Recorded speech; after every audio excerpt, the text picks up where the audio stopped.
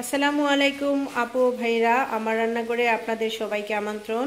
আজকে আমি একটা ইজি রেসিপি নিয়ে এসেছি, সেটা হচ্ছে গিয়ে আলু ভুনা বা আমরা আলু ফ্রাই বলে থাকি। এটা ঘরে অনেক মজা লাগে আর নিরামিষীদের জন্য অনেক মজাদার একটা রেসিপি। তো এইটার জন্য বেশি কিছু অবশ্য লাগে না, তারপরেও আমি বলে দেই। এখানে আমার প্রায় 500 গ্রামের মতো ছোটো আলু আছে। ছোটো ছোটো বাজারে যে আলুগুলো পাওয়া যায় সেগুলো আপনারা সিদ্ধ করে নেবেন, সিদ্ধ করে ছিলে নেবেন। এখানে আমি প্রত্যেকটা জিনিস কি পরিমাণ দিয়েছি তা আমি রান্নার সময় বলে দিয়েছি। তারপরও আপনারা যদি প্রয়োজন মনে করেন তাহলে আমি বলে দিচ্ছি। আলু এখানে তেল লাগবে 4 ভাগের এক কাপ। আর আমি পেঁয়াজ নিয়েছি এখানে 1.5 কাপের মতো পেঁয়াজ কুচি। আর আদা রসুন বাটা আমি আধা চা চামচ করে নিয়েছি। এখানে হলুদ গুঁড়া আধা চা চামচ, মরিচ গুঁড়া আধা চা চামচ।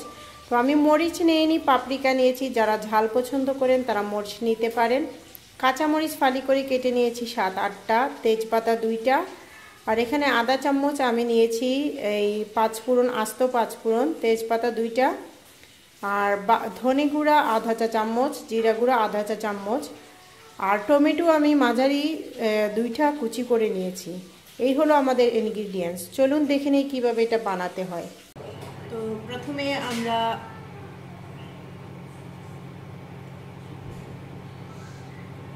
কাপের 4 ভাগের 1 ভাগ তেল দিয়ে দেব।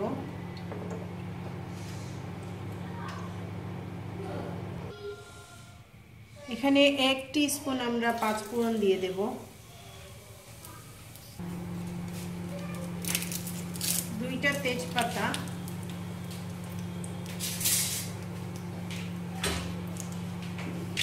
এখানে আমি পেঁয়াজ কুচি করে নিয়েছি 1.5 কাপের মতো আছে।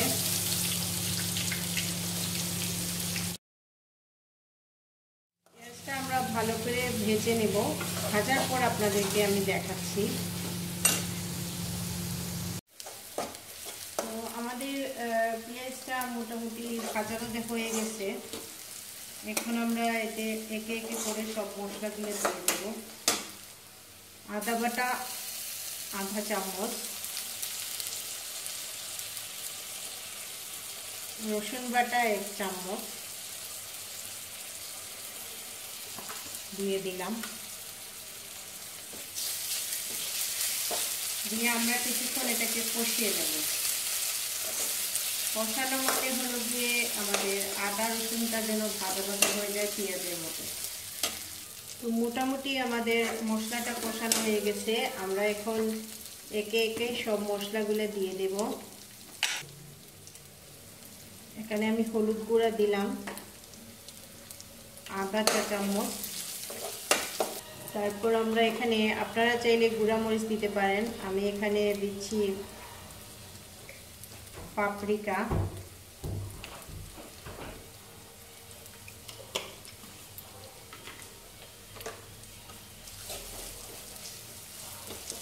তারপর আমি এখানে কাপের 4 ভাগের 1 কাপ পানি দেব।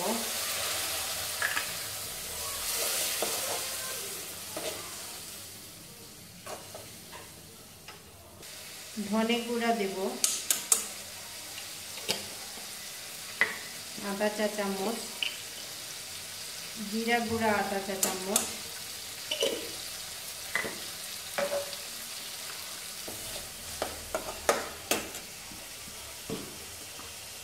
আমরা এখানে লবণ আমাদের পরিমাণ মতো আমি দিয়ে দিচ্ছি 1 টিস্পুনের মতো। স্বাদ অনুযায়ী আমরা পরে আবার দিয়ে দেবো, অ্যাডজাস্ট করে দেবো। আমি আর একটু পানি দেব, আরও কাপে 4 ভাগের 1 কাপ দিয়ে আমি মশলাটা একটু কষিয়ে নেব।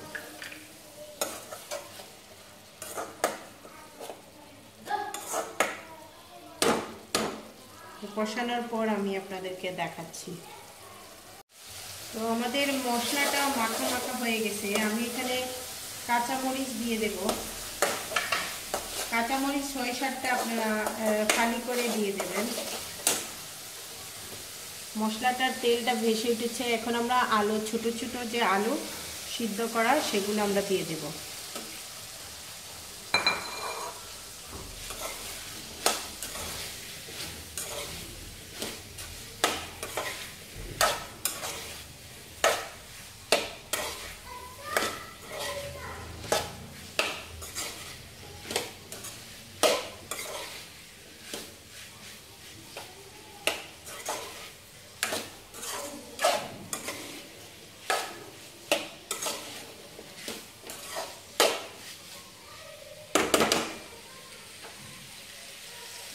এখন আমরা একটু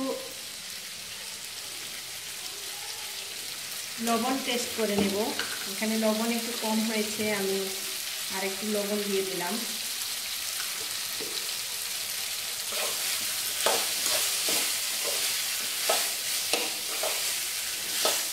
আমি এটাতে আরও 4 ভাগের 1 কাপ পানি দিয়ে ঢেকে দেব।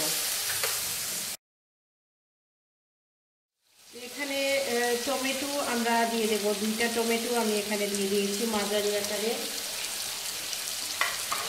দিয়ে এটা আমি অল্প আছে 5-10 মিনিট রেখে দেবো। মাঝে মাঝে এটা নেড়ে দেবো যাতে এটাতে তলায় না ধরে। আর কোনো ধরনের পানি আমরা দেব না।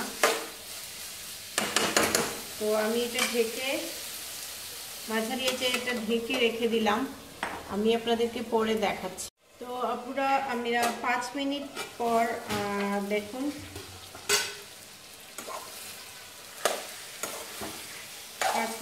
আমাদের পটেটো ফ্রাইটা রেডি। এখন আমরা এটাতে ধনেপাতা দিয়ে দেব।